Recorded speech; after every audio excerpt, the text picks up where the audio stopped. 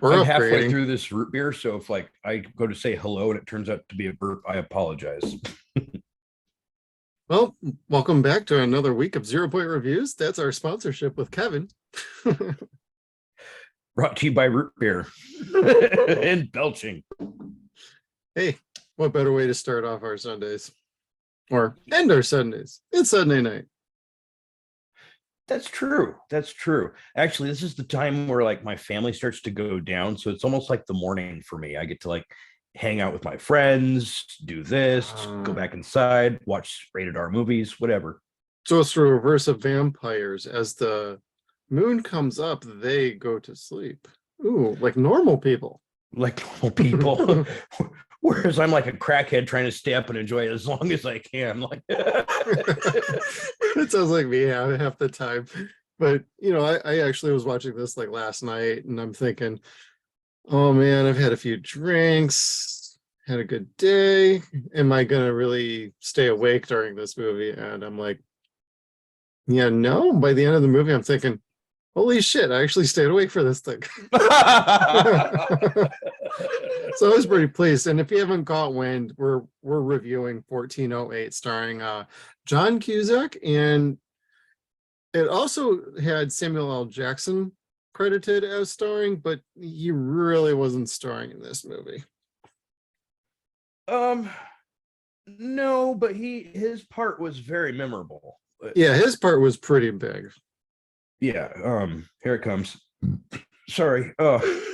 Hello. And no edits. Right. He gives the background on Yeah, on the room and the history of it and of the different deaths, and that there have been more deaths than just the ones reported. right. Um, A lot of but them. it's yeah, but for a however long it was 130 minutes. Yeah, because Yeah. everything adds up to 13. He's only in it for maybe 5 minutes and mentioned here and there throughout the rest. But Right. he was solid in it. He did a really good job. Yeah, especially when it was him and John in his manager office, just going over like, please don't do this. Please don't do this. And you could see like the anger going like, oh, you motherfucker, what are you really want to do this? He's like, I could care less what you write about the place. Stay in the room next to it. I don't give a shit.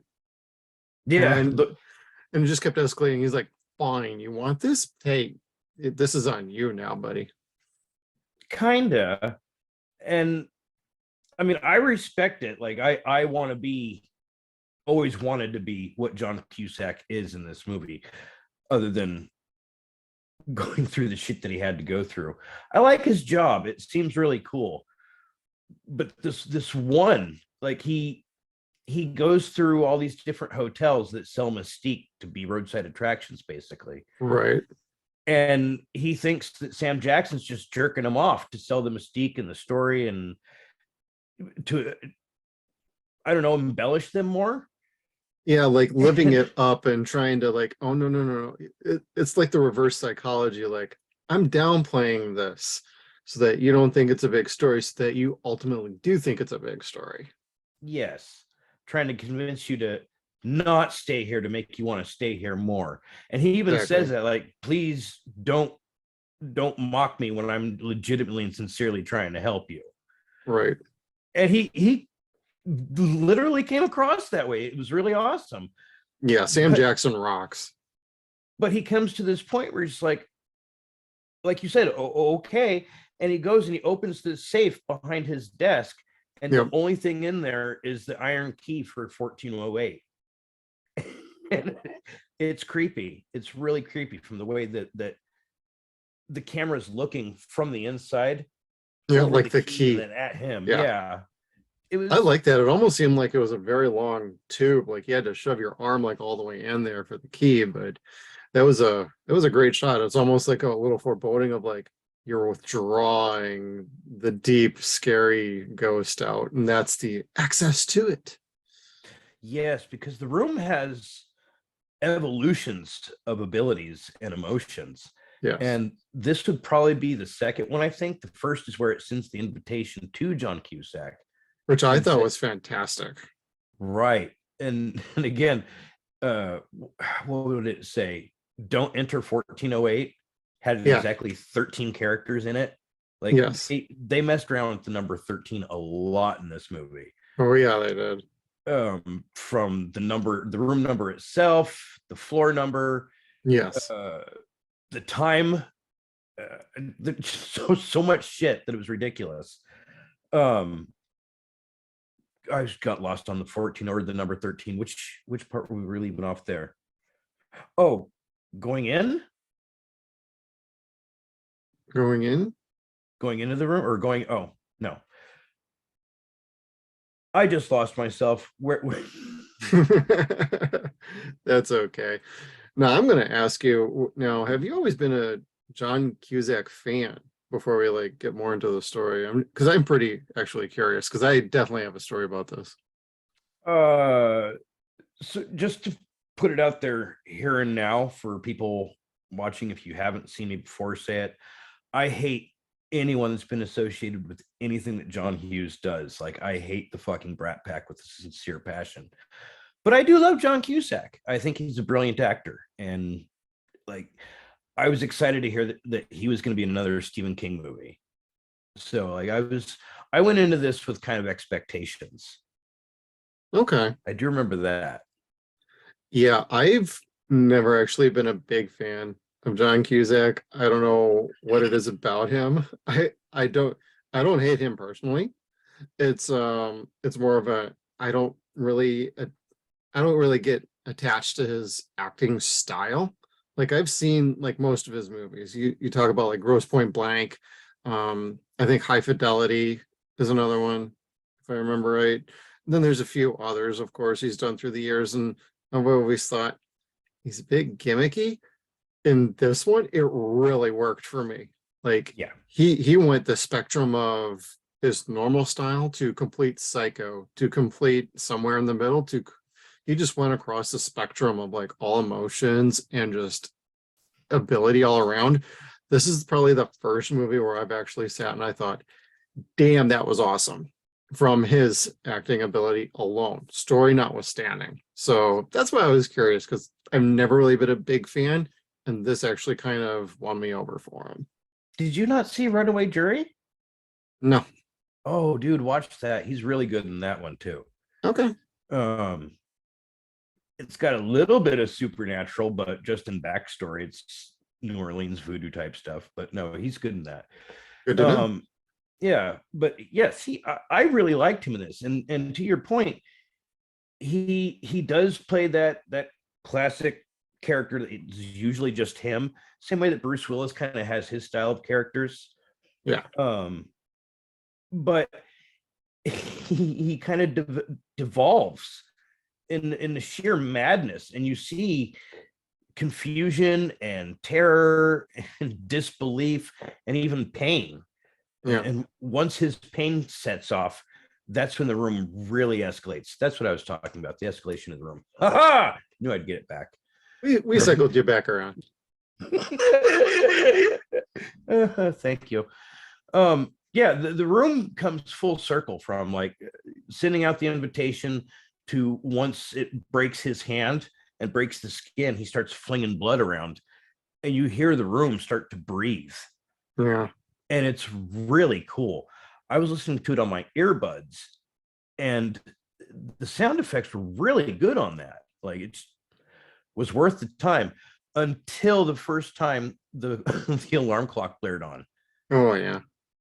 Karen about made me shit my pants. I wish I would have been filming that for you guys just to get the video of me going, oh, Jesus Christ. We've just begun. It was so fucking loud on the earbuds. I'm like, okay, we're going to take one of these out. We're going to leave the other one in the deaf ear. Good.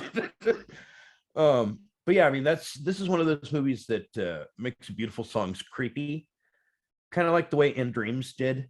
Oh yeah. Unfortunately, like, this isn't as good of a song as In Dream, but whatever. It's the Carpenters. Well, yeah, I'm like, oh, we're going with a Carpenter song, and they kept playing it up, and twisting it and turning it, and everything that they did.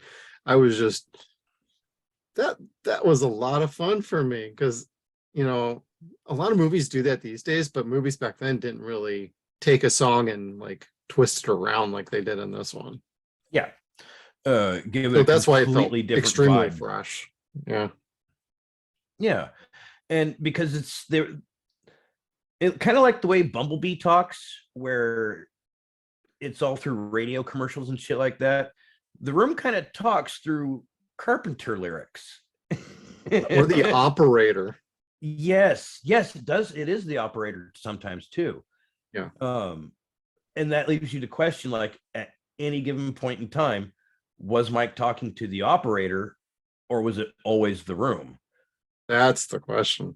Yeah, there's this movie leaves so many questions, to the point where they filmed multiple endings to this movie. There's like 4 or 5 different endings.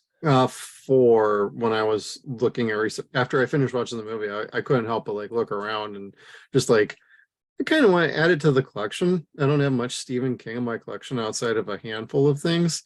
And this is off of a Stephen King short story, which I've never read, but I was looking around and people were talking about, oh, you want this version for this ending, but if you want like the 2 different endings, you want this version. And I'm like, wow, this is kind of a rabbit hole I didn't know about.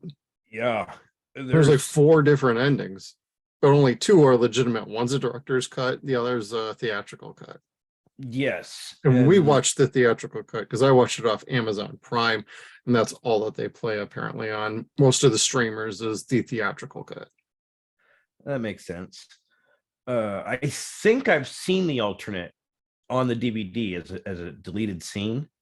Okay. I remember reading about it for sure, but it was a lot more morose than what they left off here. Like, they had some versions where I think one of them he dies. I Uh, think 2 of them, if I remember right, I think 2 of them he dies in, and the other 2 not. I might be wrong. yeah, they went from what you actually saw, which was their happy ending. Yeah. um, Which I thought was great for an ending, to be honest. Not knowing there was another cut or a different ending. I think going in completely blind, not knowing this movie had different cuts or even different endings, just watching it straight up, it's almost like the Dark City effect for me. Like the theatrical won me over to begin with, so I already like the film. But then you see the director's cut, and every once in a while, like something like Dark City, it's even better. you So know, I'm getting a copy of the director's cut. So hopefully when I get that, I can actually check that out. that'll be cool. You have to tell me about that. Yeah. I I know one of the endings was he hears her voice on the tape, but the wife doesn't. Yeah, that's what I was hearing. Yeah. And I'm kind of like, why? That But it's in she, his head. but if it's on the tape, is it though? But if it yeah, that you get into this big debate on like, well, if she can hear it, is he really dead? Did they really interact? Or is because I don't know, I haven't seen it. Or the question is if she can hear it and he does, is now the room now haunting him specifically away from the hotel and just fucking with him? Thanks for the ride, asshole. Yep, I am now out of the hotel. It only took me 115 years to get the fuck out. They went with the Freddy's dead technique. Yep. Send someone to get me the fuck out of here. Hey, you survived the night, you get me out. Well, that's kind of one of the things. It's like Mike in the room. It's hard to tell who's haunting what. Right. Like Mike Insulin's daughter passes away, and he like abandons his wife. Basically, goes on a tour to a hotel that's supposedly haunted to write stories about it, and he just never comes home. Right. Like, just totally abandons his life, other than traveling from haunted hotel to haunted hotel. And when he finally gets to the room, he's sitting there like, with zero faith in life, like shit talking the room, like shit talking everything from like the Yeah. color of the walls, the bed, the mundane art. And at the same, when you get to the end, when the room starts to come alive, it starts fucking with him, like really mocking him, getting his wife to come down to enter the room so she Oh can be the yeah. next victim, trying to pretend to be his daughter at one point until Yeah. he actually gets to see his daughter. Like they both treat each other like shit Yeah. until one kills the other. Which I thought that was a great setup and twist at the end, was the switch going off in his head of like, okay, now you done fucked up, and now it's on. And he gets all serious psycho and he fucking torches the place.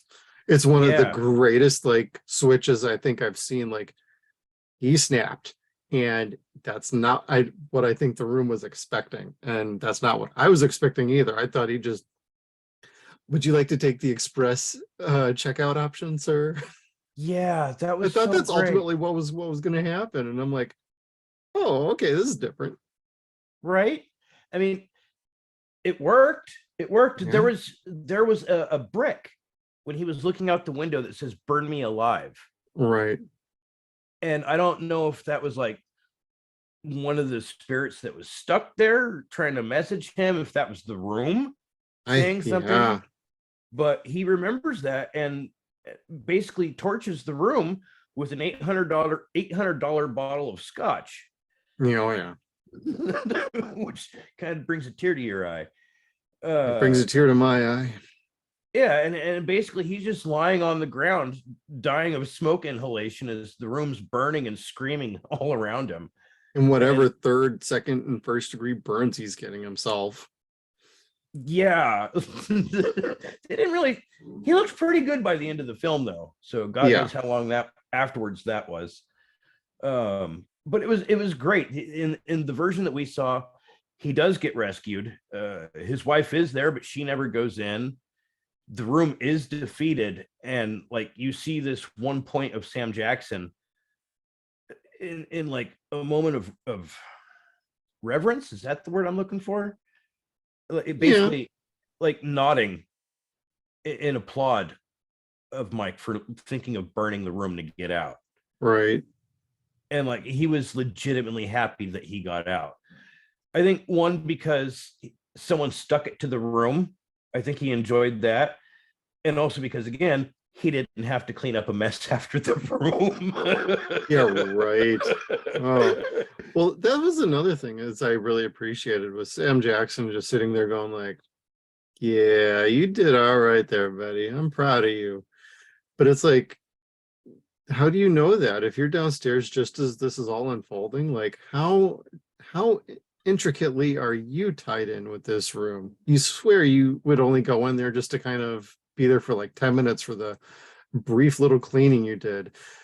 Is it, how are you tied to the room? Because you're actually like, yeah, you survived. You did all right. Like, did anybody else survive? Is he the first one? And the room just keeps regenerating itself? I don't know. I mean, we never had a sequel or anything, so Yeah, clearly they didn't mind this to death, they could have, and this could have been like an anthology series if they wanted to even take it to TV. right? um I mean, shit, there were 56 murders or 56 deaths that the room took. And what, 22 natural deaths or something? Yeah, something Something like like that. that. Yeah, I want to say it was 2022 natural deaths, and then the others were only what was reported because they were grisly. right. So, which there was a lot of those. You know, the guy that slit his own throat and then tried to sew it back together with a sewing needle. I was Uh, like, wow, that's pretty gnarly for a description. And you didn't even have to show it either. no, they didn't. Like, and that's one of the great things about Stephen King movies is if they take some of his dialogue, it works really well because he's so goddamn descriptive. That's always been one of his faults, but his strong points at the same time. Like he describes shit down to a fucking science. Yeah, and trying And to adapt that to the screen can be very difficult. That's why most of his adaptations don't always succeed, because there's usually too many trade-offs. I mean, some Yeah. are pretty good, and some are better than you think they are, and some are instant classics that he hates because they took too many liberties. We don't have to get into that. I'm just saying. I can't say anything about Maximum Overdrive. Well, he actually directed that himself. So, Yeah, that's why he shit talks it all the time. No. well, it's his movie. He can do whatever he wants. He's like, yeah, that was stupid. Then it's No. stupid. It's him saying it, you know. What was the big one? Sleepwalkers? Was that the one that pissed him off the most? No, The Shining. Oh. Yeah, he did not like Stanley Kubrick and the liberties he took with that story. Yet a lot of people, including myself, and we know other people who absolutely love The Shining. And I'm a fan of The Shining, so I don't know what the problem was. It was a loose adaptation. It didn't have to be book perfect. But then what does it do? Well, hey, more people read the goddamn book. So Yeah, and we're if it's a terrified by good it. movie, that should be all that really matters. I think that was probably a whose dick is bigger situation there, Probably. like an artist vision. I don't know.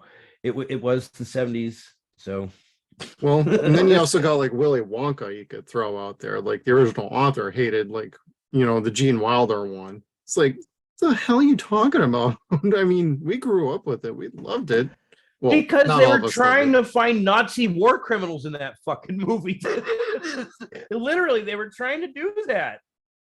The scene of where the newscaster's talking about the fucking guy that faked having the golden ticket Yep. was an SS officer from a Holocaust camp, and like they'd been trying to find him, so they were hoping putting him up in the movie, people would be like, "Oh, hey, I know who that is. That's so and so, my neighbor." Mm. I don't know if it worked, but that's what they did it for. What did 1408 do to anybody, though? He just murdered a few people.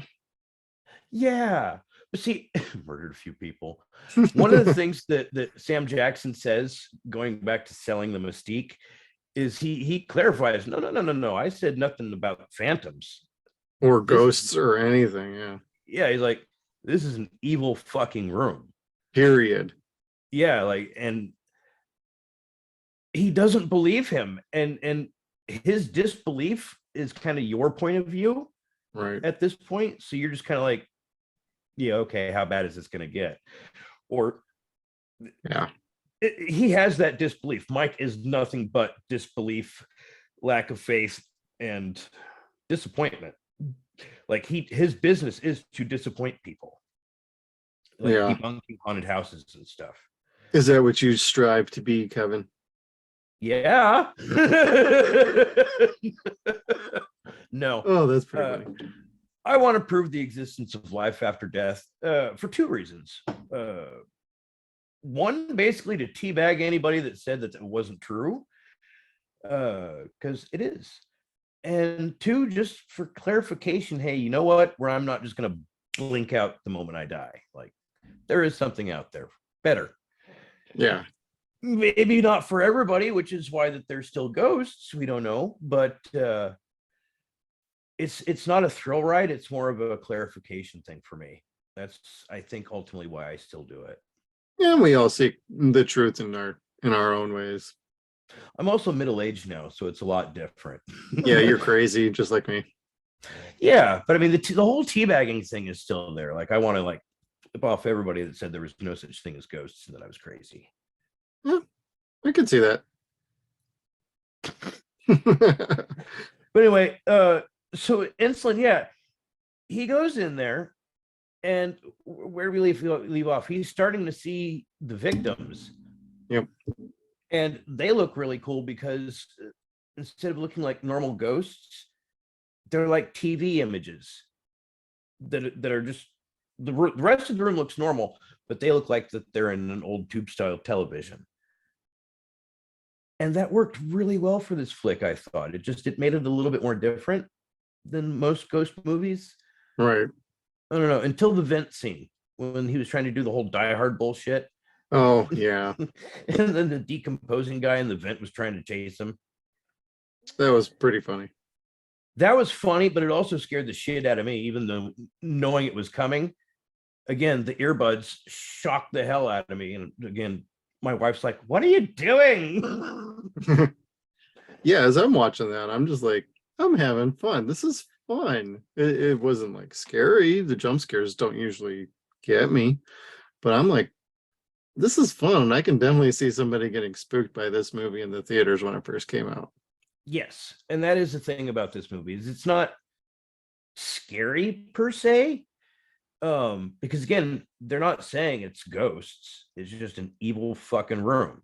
Or poltergeists or phantoms or anything. It's just the room is evil. Yeah, it is bent on feeding off of you. It feeds off of fear, confusion, anger, and blood. At the very end, it feeds Right. off of your blood. Um, so I mean, it's a lot cooler than just saying this is a haunted house movie. At least that's the way I took it. For whatever reason, a lot of people see this as a sleeper flick. Like it doesn't do anything for them, and I feel Yeah. bad. I feel bad. I mean, I get it. It's not as gory as it could be. Uh, the mid 2000s were kind of for movies, and this was That's kind of true. towards the end of that period.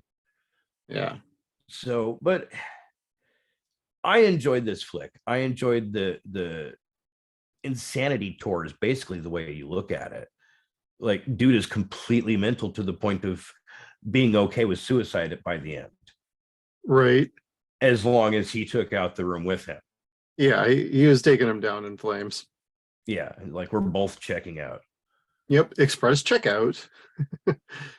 What I kind of, that whole you won't survive an hour, and then they kept playing that up and up and up, just like the song. It's like there was enough like consistent, repetitive things going on that at least didn't go to the excess of like, yes, we know, we've heard it 100 fucking times already. No, they played it up just enough, and every time the clock would reset, I'm like, oh, this is awesome. How many hours can you survive? That was some David Bowie level bullshit right there, turning that clock back around.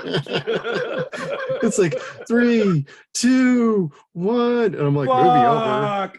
and it starts right back over again, and I'm like, oh no. Yeah, And like he's looking at it like, oh shit. why? This, yeah, I mean that part is on par with I'd say Jacob's Ladder would be the Yeah, best next comparison to it, as that's far pretty as what good. a mental ride this movie is. Yeah. I want to say Jacob's Ladder is probably a lot gorier, Oh god, that was but a gnarly movie. yeah, this is a little bit better than that in the sense like you can watch this more than once. Jacob's Ladder, I recommend watching for like film buff purposes, Right. but it's not a feel good movie. Like, oh, let's watch this with my friends. Have a few Not, drinks, kick back, let's get spooked. yeah, Or like laugh at that's everybody else getting scared by it because it's not scary to us. exactly. Like me in So paranormal activities, laughing at everybody screaming the entire movie. I'm like, wow, this is scary. Nope. everyone that's told me that series and franchise was scary, I'm just kind of like, how old are you? Found footage doesn't really work on a grand scale like that. So No, and we've talked about it before. I won't say the movie. It was nope, neither will stupid I. then. It was stupid now. Yep. And it's boring. It's fucking boring. Yeah. It's 70 minutes of walking around and nothing going on. Yeah. At least in a movie like this, which again, that whole 60 minutes part, from that point in the film, it's all in real time. So in that amount of time, it's driven him that fucking level of crazy. So I mean, you take that emotional journey with him and for real. Right. And I think the movie kind of has you on that. Yeah. I liked the psychological aspect to it. Oh yeah. Kind of reminds me of the movie, not many people have heard of this one, but Nick of Time with Johnny Depp, where they actually did that It's 88 minutes. And so the movie is literally almost 88 minutes, specifically from beginning to the start of the credits is 88 minutes. And it plays out in real time. That was just before the movie 20, or not movie, the TV show 24 with Jack Bauer, Kiefer Sutherland, where they tried to do that in like real time as well. Did that work out? Like, I know people liked that show, but I was kind of like, 24 ran a few seasons. yeah, until they're like, well, shit, we can't do this so often because we're gonna have to call it a week. Yeah, right. I think it ran like that many seasons, but I don't know for sure. Something like that. And then I think Warner Brothers probably owned the rights to 52 because of the comic books, so they couldn't call it that. So Can't call it 48 Hours. That's Eddie Murphy and Nick Nolte. Paramount got you there. Yep, kind of boned. But anyways, Kevin, excuse me. Ask you, what would you rate this bad boy Oh, on a 5-point scale? On a 5-point scale. I'm gonna say 4. I'd really say 4. Like, there's not a lot of gore to this. There are no monsters to see per se. It's really psychological, but it's fun. Like, if you like ghosts and like watching ghost hunting shows, this is actually really kind of fun. Yeah, I completely agree on all counts. I love the psychological aspects of this. It goes pretty deep on a lot of themes, so the movie will make you think, not so much like while you're watching it too terribly much, but when it's over, you kind of are thinking more about the movie and digesting it. And I think that really works in its favor to rewatchability and even actually overall enjoyment of the movie. So I would have liked maybe a little more goriness going on, but we got a little tinge here and there, and they had to keep their rating down so they could make some money. And by all accounts, the movie made some money, and quite a few people like this.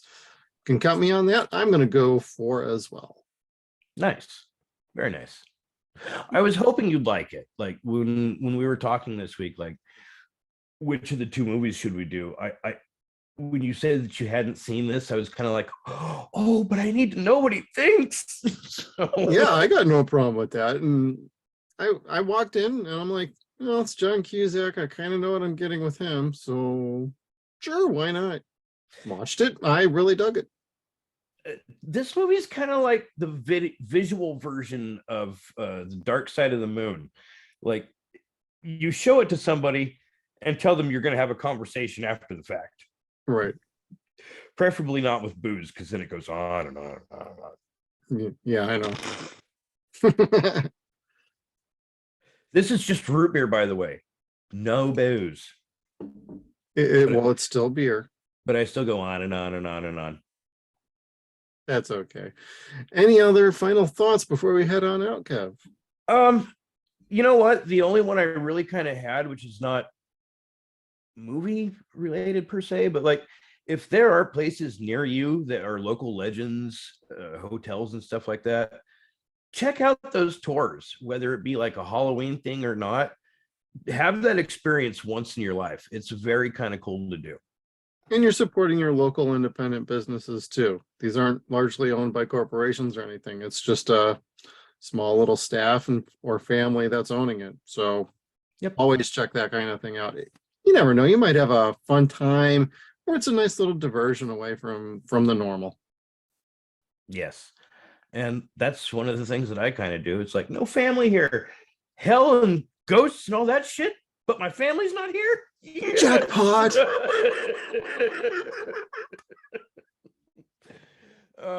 But they'll never ever see this, so that's okay. And neither will any of our viewers, because we're going to go ahead and sign off and say thank you for tuning in. Make sure you hit that like button, comment below, subscribe. Make sure you're following us. We're going to add another episode of Cold Chat coming soon, so stay tuned to our podcast channels for that. All right, I'm Jeff, and he's Kev. Thank you for tuning in. We'll see you next time. Bye, everybody. Make sure you check us out on all of our social media platforms. We got Facebook, Twitter. We are at Suns and Shadows. We're also on Instagram at Suns and Shadows Cast. We are at SunsAndShadows.com. Thank you again, everybody, and we'll see you down the road.